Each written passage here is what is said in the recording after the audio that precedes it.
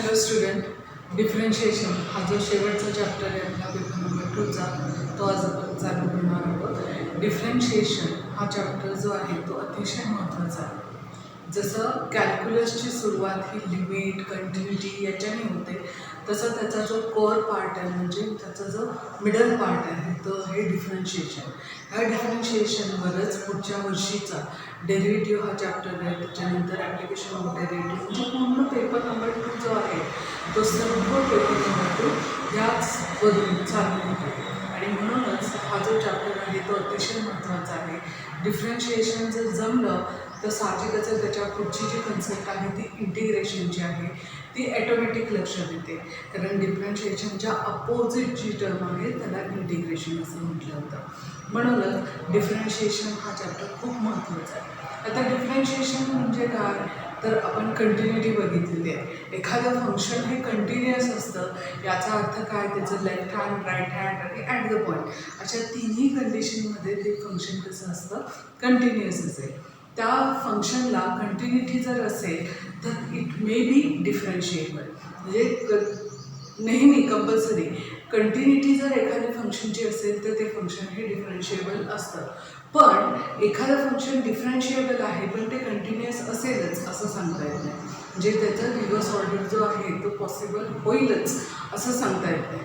पण continuous function जर असेल तर ते कंपल्सरी डिफरन्शिएबल असेल.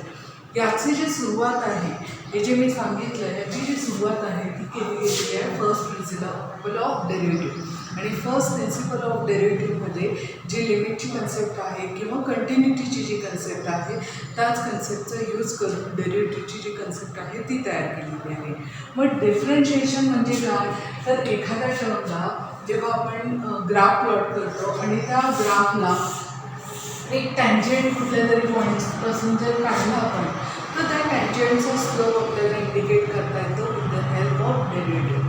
आणि म्हणूनच डिफरन्शिएशनची जी टर्म आहे ह्या पॉईंटसाठी ती टर्म डिफरन्शियल असणार आहे. आणि मग त्याची जी व्हॅल्यू आहे ती कॅल्क्युलेट करण्याची मेथड काय, दोन व्हेरिएबलचा फॉर्म असतो. आपलं फंक्शन कसं असतं, y=f(x). हे जर फंक्शन आपण कन्सिडर केलं आणि ह्याचा जर ग्राफ काढला आणि ॲट x=a साठी ही जी टर्म आहे ती टँजेंटच्या फॉर्ममध्ये जर आपण कॅल्क्युलेट करून घेतली तर ह्या टँजेंटचा जो स्लोप आहे तो with the help of derivative आपल्याला कॅल्क्युलेट करता येतो. आणि हे कॅल्क्युलेट करण्याची मेथड काय आहे की डिफरन्शिएशनची जी टर्म आहे ती डीनी चालू होते, म्हणून ती इंडिकेट dy/dx या टर्मने होते.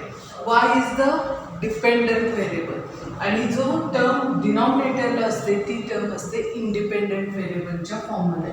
आणि इंडिकेट कशी केली जाते मग ही व्हॅल्यू dy/dx. आपण वायला डिफरन्शिएट करतोय विथ रिस्पेक्टिव्ह एक्सने. आणि हे इंडिकेशन झालं डेरिव्हेटिव्हचं. हे इंडिकेशन जसं डेरिव्हेटिव्हचं आहे तसं फंक्शनच्या फॉर्ममध्ये सुद्धा ही टर्म इंडिकेट करता येते. जसं ह्या फंक्शनला एफच्या फॉर्ममध्ये मी जर दाखवलं आहे त्याला इंडिकेशन डॅशने सुद्धा करता येतं. Dash is the derivative. आणि ही डेरिव्हेटिव्हची जी व्हॅल्यू आहे f'(x)च्या फॉर्ममध्ये लिहिता येते. म्हणजे आयदर तुम्ही dy/dx लिहा किंवा f'(x) लिहा, मिनिंग त्याचं एकच असेल. डेरिव्हेटिव्हची व्हॅल्यू नेहमी विथ रिस्पेक्टिव्ह व्हॉट, ती जी टर्म असते व्हेरिएबलची ती टर्म नेहमी डिनॉमिनेटरच्या फॉर्ममध्ये येते. म्हणजे ह्या फंक्शनला मी डिफरन्शिएट कसं केलं, डिफरन्शिएट विथ रिस्पेक्टिव्ह एक्स ही डेरिव्हेटिव्हची जी व्हॅल्यू आहे ती कन्सिडर केली.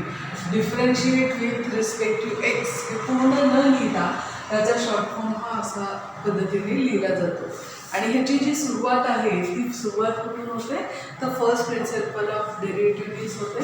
आणि हे जे फर्स्ट प्रिन्सिपल ऑफ डेरिव्हेटिव्ह आहे ते जसं आता इंडिकेशन आपण डॅशनी करणार आहोत तसंच फंक्शनची जी व्हॅल्यू आहे ती डॅशनी इंडिकेट करायची. f'(x) फॉर्म्युला त्याचा येतो limit h → 0 of f(x+h -f(x)/h. आणि ही जी फॉर्म्युलेची व्हॅल्यू आहे त्याला म्हणायचं फर्स्ट प्रिन्सिपल ऑफ डेरिव्हेटिव्ह. हा जो फर्स्ट प्रिन्सिपल ऑफ डेरिव्हेटिव्ह आहे याच्यावरून लेफ्ट हँड, राईट हँड आणि ॲट द पॉईंट अशा सगळ्या फॉर्ममध्ये डिफरन्शिएशन आपल्याला कन्सिडर करता येतं. पण प्रत्येक वेळेस आपण कसं करणार आहोत मात्र नाही. सुरुवात जर बघितली ह्या चॅप्टरची तर त्याच पद्धतीने केलेली आहे. तर जे आपण प्रॉब्लेम सॉल्व्ह करणार आहोत ते डायरेक्ट डिपेंड आहे फर्स्ट प्रिन्सिपल ऑफ डेरिव्हेटिव्हवर आणि बाकीच्या उरलेल्या कन्सेप्टवर. म्हणून जे लिमिट आहे ते लिमिट घेताना left hand derivative, right hand derivative किंवा at the point of derivative असं न घेता मी डायरेक्ट हे फर्स्ट प्रिन्सिपल ऑफ डेरिव्हेटिव्हचा जो फॉर्म्युला आहे तो इंडिकेट केला आहे. Derivative is indicated by dash. F dash x is equal to value काय येते limit h is the small increment in x. एक्समध्ये स्मॉल इन्क्रिमेंट म्हणजे जर सपोज इथे एक्स असेल तर एचची जी व्हॅल्यू आहे ती पॉझिटिव्ह साईडला असेल तर एक्स प्लस एचच्या फॉर्ममध्ये इंडिकेट होईल आणि निगेटिव्ह साईडला एक्स मायनस एचच्या फॉर्ममध्ये इंडिकेट होईल. ही जी टर्म आहे ह्याला म्हणायचं neighbourhood point. H is the small increment.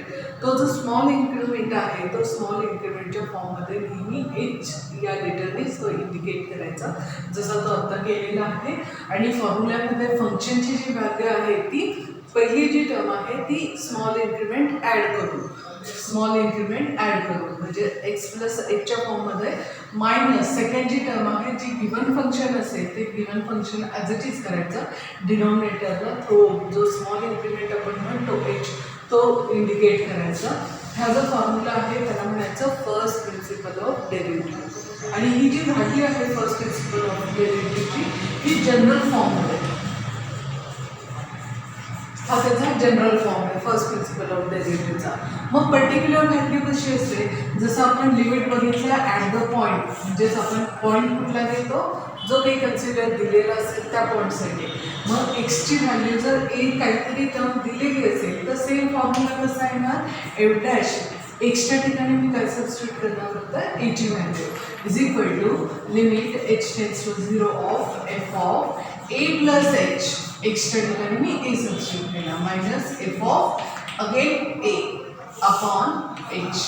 आणि ही जी टर्म आहे त्याला म्हणायचं पर्टिक्युलर डिफरन्शियल इक्वेशन. सो हे आहे जनरल डिफरन्शियल इक्वेशनचा फॉर्म्युला जो फर्स्ट प्रिन्सिपल ऑफ डेरिव्हेटिव्हचा आहे.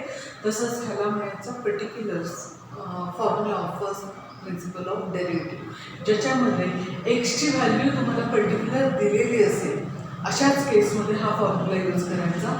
अदरवाईज सर्व ठिकाणी तुम्हाला जनरल फॉर्म जो आहे तो यूज करता येतो.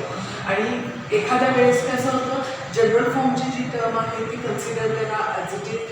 जनरल फॉर्मची जी टर्म असेल ती घ्यायची आणि शेवटी जे आन्सर येईल आपलं त्या आन्सरमध्ये एक्स इज इक्वल टू एची व्हॅल्यू सबस्टिट्यूट करा.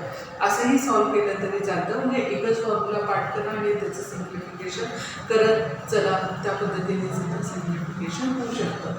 पण जर आपल्याला त्याचा दुसरा व्हर्जन बघायचं असेल ज्याला particular solution of differential equation म्हटलं जातं त्याच्यामध्ये एक्सची जी व्हॅल्यू आहे ती पर्टिक्युलर सबस्टिट्यूट करायची. जिथे जिथे एक्स दिसते तिथे मी एनी टर्म रिप्लेस केली.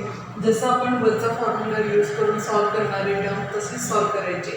आणि इथे लक्षात येईल तुम्हाला लिमिट आहे म्हणून आपण लिमिट चॅप्टर थोडासा जास्त एक्सटेंड केला होता कारण लिमिटची व्हॅल्यू जी आहे ती नेहमी तुम्हाला सॉल्व करावी लागेल.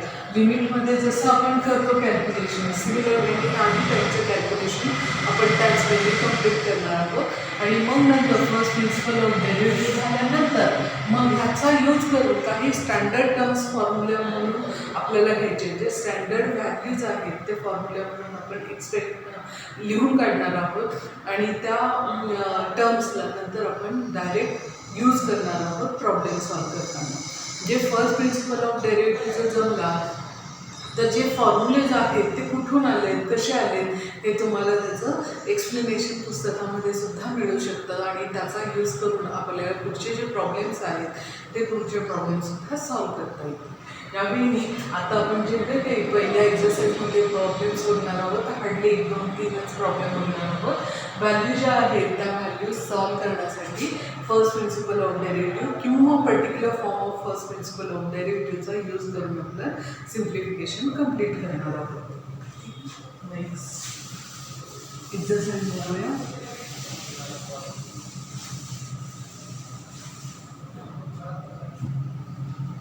एक्झरसाइज आहे फर्स्ट एक्झरसाइज 9.1. क्वेश्चन आहे त्याचा फर्स्ट. मी फर्स्ट आणि सेकंड जो क्वेश्चन आहे तो मर्ज करून घेतलेला आहे कारण फर्स्ट क्वेश्चन आहे फर्स्ट प्रिन्सिपल ऑफ डेरिव्हेटिव्हने सॉल्व करा. पण जो सेकंड क्वेश्चन आहे तो पर्टिक्युलर व्हॅल्यू दिलेली आहे आणि तोही क्वेश्चन मी ह्याच्यामध्येच कन्सिडर केलेला आहे. आणि त्या पद्धतीने एक प्रॉब्लेम आपण पहिल्या क्वेश्चनचा सॉल्व करूया, क्वेश्चन नंबर 1चा, आणि 2 प्रॉब्लेम हे क्वेश्चन नंबर 2चे सॉल्व करूया.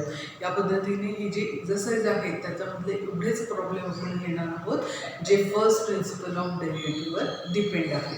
सो क्वेश्चन आहे ह्याच्यामधला, find the derivative of the following function with respect to x by using method of first principle.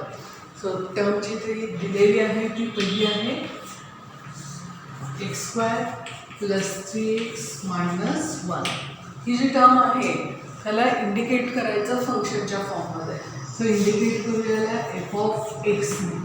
ही जर टर्म f(x) आपण इंडिकेट करणार आहोत तर आपल्याला फॉर्म्युला पण माहिती आहे. फॉर्म्युला आपल्याला कसा आहे फर्स्ट प्रिन्सिपल ऑफ डेरिव्हेटिव्हचा, f(x) is equal to limit h tends to 0 f(x + h - f(x) upon h. हा जो फॉर्म्युला आहे त्या फॉर्म्युल्यानुसार सगळ्या व्हॅल्यूज तयार करून घेऊया. ह्यातला f(x) हा गिव्हनच आहे. इथे f(x) नीच आपण ती टर्म इंडिकेट केली आहे. दुसरी टर्म आहे f(x + h) आणि ती टर्म तयार करण्यासाठी इथे एक्सच्या ठिकाणी आपण काय सबस्टिट्यूट करणार आहे, x + h ती टर्म सबस्टिट्यूट करणार आहे. सिमिलरली इथे पण सबस्टिट्यूट करायची x + h. जिथे जिथे x दिसत आहे तिथे आपण टर्मची रिप्लेस करणार आहोत x + h + 3 x + h - 1. आता हे जे टर्म्स आहेत त्याला थोडंसं आपण एक्सपांड करून घेऊया.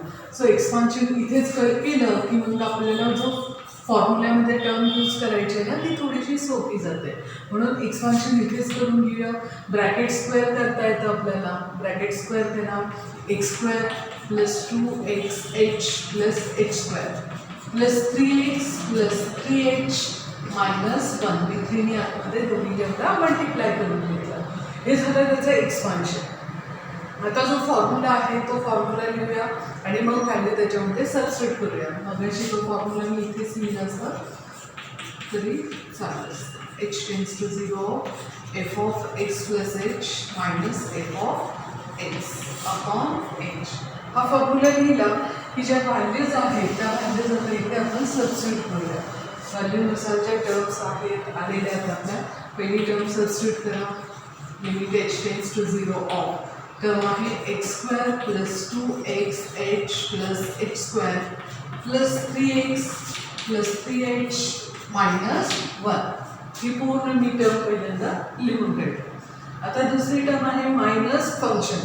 सो फंक्शन जे दिलेलं आहे ते फंक्शन मायनसच्या फॉर्ममध्ये, आणि मायनस साईन असेल तर आपण टर्मच्या साईन चेंज करतो. सिमिलरली साईन चेंज करूया.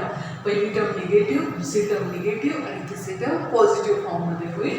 सो -x² - 3x आणि +1 ही जी टर्म आहे त्याच्या व्हॅल्यूज आपण लिहिल्या आणि ह्या सर्वांना काय अपॉन h तो लिहिला की आता सिम्प्लिफिकेशन करा. सिम्प्लिफिकेशन +-x² एकमेकांना कॅन्सल होईल. अजून काय कॅन्सल होईल, +-3x एकमेकांना कॅन्सल होईल आणि +-1 एकमेकांना कॅन्सल होईल. मग राहिलेल्या टर्म्स कुठल्या शिल्लक आहेत त्या लिहून काढू. सो पहिली टर्म शिल्लक राहिली 2xh + h² + 3h अपॉन हा जो h आहे तो शिल्लक राहिला. या टर्ममध्ये सर्व ठिकाणी h दिसतं, त्यामुळे न्यूमरेटरमधनं h कॉमन काढायचा. न्यूमरेटरमधनं h जर कॉमन काढला तर व्हॅल्यू राहते या पद्धतीने ब्रॅकेटमध्ये upon h. So h 2x + h + 3 upon h. So numerator आणि डिनॉमिनेटरमधनं h जो आहे तो कॅन्सल झाला की उरलेली व्हॅल्यू लिहून काढूया. h ची राहिलेली व्हॅल्यू काय आहे, h tends to 0 of limit 2x + h + 3 he term शिल्लक राहिली. आणि ह्या टर्ममध्ये आता जी h tends to 0 आहे, कॉमन टर्म एकदा कॅन्सल झालं की आपण लिमिट सॉल्व करायला घेतो. सिमिलरली सॉल्व करायचं लिमिट h ची व्हॅल्यू 0 पुट करायची. बाकीच्या टर्म कॉन्स्टंट आहे त्यामुळे ॲज इट इज राहतील. +3 म्हणजे फायनल आन्सर काय येईल आपलं 3x + 3. आणि डेरिव्हेटिव्हमध्ये नेहमी लक्षात घ्यायचं h ची व्हॅल्यू जी आहे ती येत नाही. डेरिव्हेटिव्हमध्ये फक्त व्हेरिएबलचीच टर्म येते किंवा कॉन्स्टंट वगैरे जे काही शिल्लक असेल त्याच फॉर्ममध्ये हे आन्सर जे आहे ते इंडिकेट केलं जातं. सो सुरुवातीला आपण काय केलं, जे गिवन होती फंक्शनची व्हॅल्यू ती एफ ऑफ एक्सने इंडिकेट केली. जिथे एफ ऑफ एक्स आहे तिथे एक्स प्लस एच असा फॉर्म पाहिजे आपल्याला. तो तयार करण्यासाठी एक्सच्या ठिकाणी एक्स प्लस एच कन्सिडर केला आणि त्यानुसार जे एक्सपान्शन आहे ते एक्सपान्शन करून घेतलं की आलेली व्हॅल्यू फॉर्म्युल्यामध्ये सबस्टिट्यूट केली. फॉर्म्युल्यामध्ये सबस्टिट्यूट केल्यानंतर ज्या टर्म्स कॅन्सल होतील तेवढ्या टर्म्स कॅन्सल करून घेतल्या. कॉमन टर्म्स ज्या आहेत त्या कॉमन टर्म कॅन्सल केल्या. उरलेली जी व्हॅल्यू आहे त्या उरलेल्या व्हॅल्यूमध्ये लिमिट सबस्टिट्यूट केलं आणि जे आन्सर आलं ते आपलं फायनल आन्सर आलं. याच वेळी फर्स्ट प्रिन्सिपल ऑफ डेरिव्हेटिव्हचे सर्व प्रॉब्लेम जे आहेत ते आपण सॉल्व्ह करू शकतो.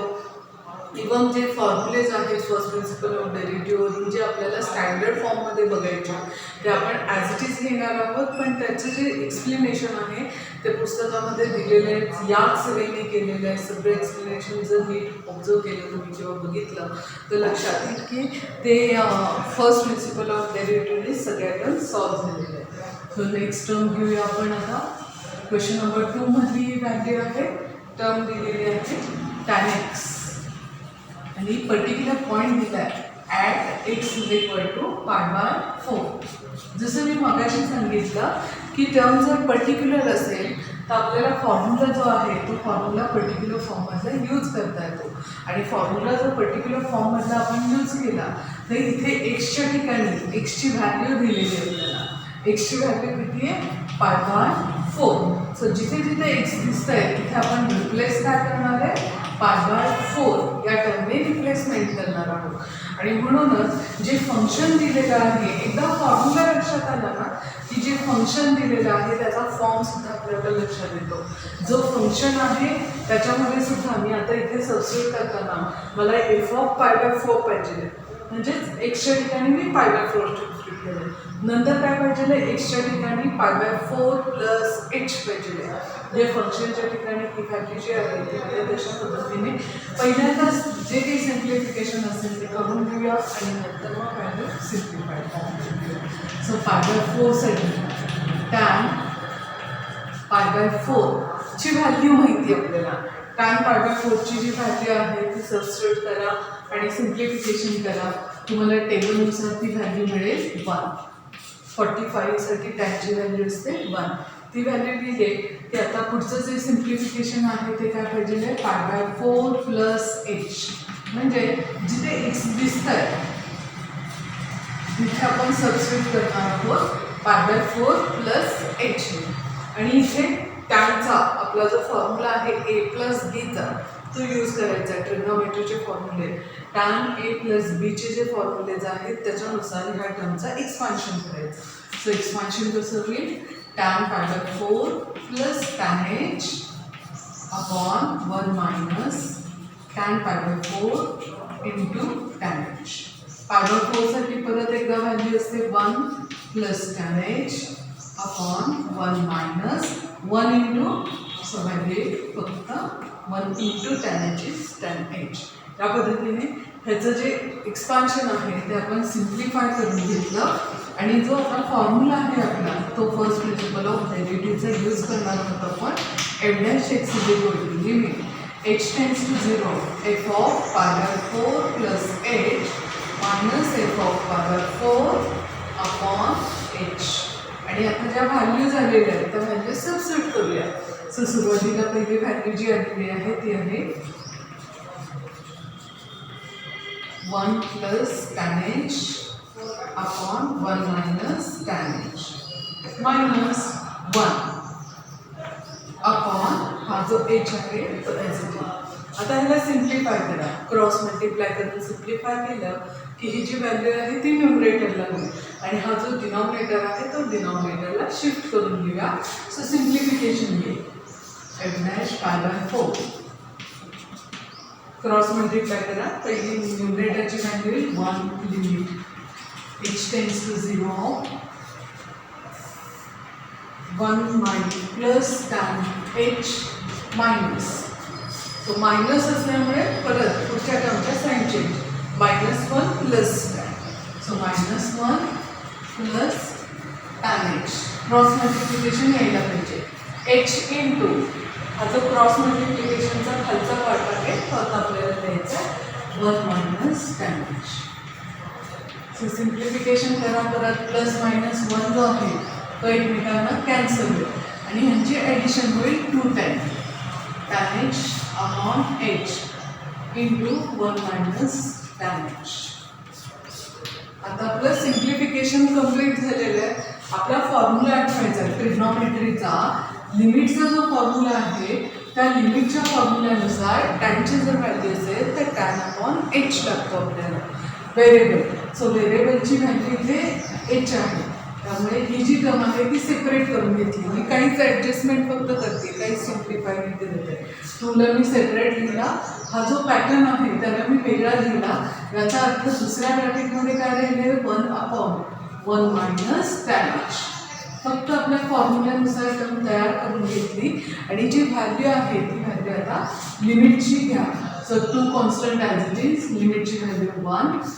नंतर दुसरा ब्रॅकेट 1 अपॉन 1 मायनस टॅन 0 होईल. लिमिटची व्हॅल्यू सबस्टिट्यूट केली की टॅन 0. टॅन 0 परत 0 असतं. म्हणजेच ही व्हॅल्यू फक्त आपल्याला सिम्प्लिफाय करायची आहे. 1 अपॉन 1 राहील.